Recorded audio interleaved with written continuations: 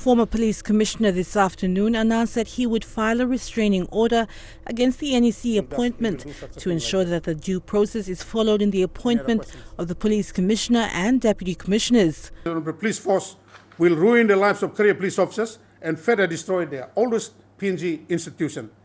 I am taking this action to protect the integrity of the RPNGC as a state institution and the career of young police officers who are the future policing leaders of this establishment, of this organization.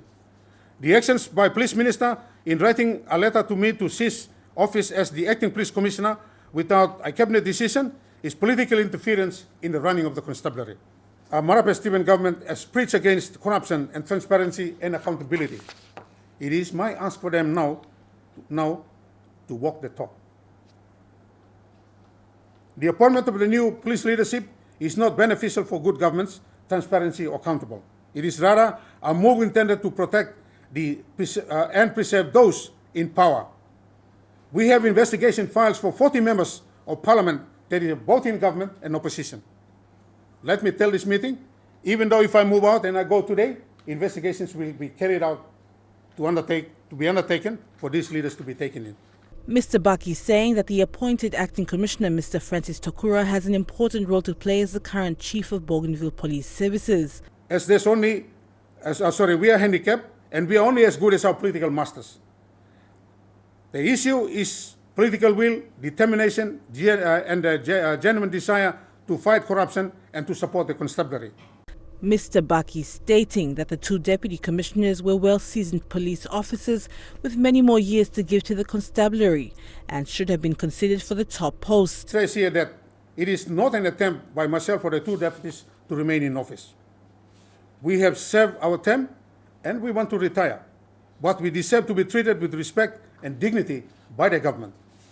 As career police officers, we must be treated with respect and given due consideration and not to be tossed around to satisfy individual desires.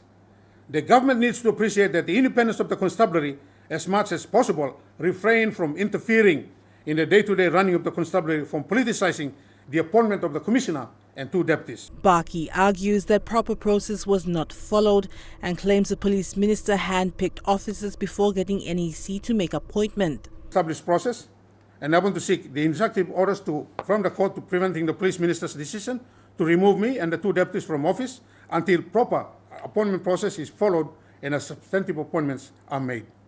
The police minister, Bryan Kramer, responding this afternoon in a phone call interview, the commissioner was misleading and he had been asked by NEC to submit names for the acting position, while Public Service Commission carry out the process for the appointment of the permanent positions. Wrote to me through the Attorney General to confirm that, in fact, that Mr. Baki's purported acting position was illegal and null and void.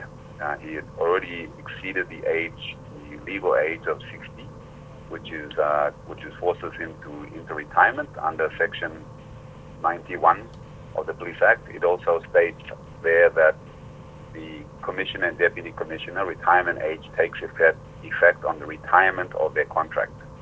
So their contract expired, therefore they automatically retired from the force.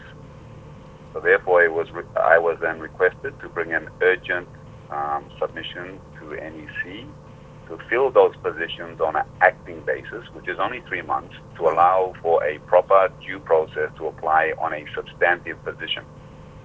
And so this is the reason why there were acting positions, because they were effectively, as of Friday, all 3 vacancies. 1 vacancy in the commissioner's position and vacancies in the deputy's commission.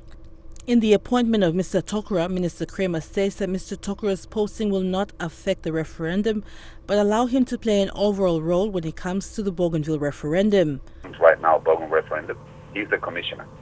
So the acting commissioner here has greater powers and influence to ensure that the referendum is conducted properly. Further still, the fact he happens to be a Bougainvillean only supports the view that Papua New Guinea is, the government of Marape, or Stephen government, is committed to rebuilding that relationship of trust with Bougainville. Adelaide Xerox Kari National, Emtv News. I corrected him and I told him only cabinet appoints commissioners.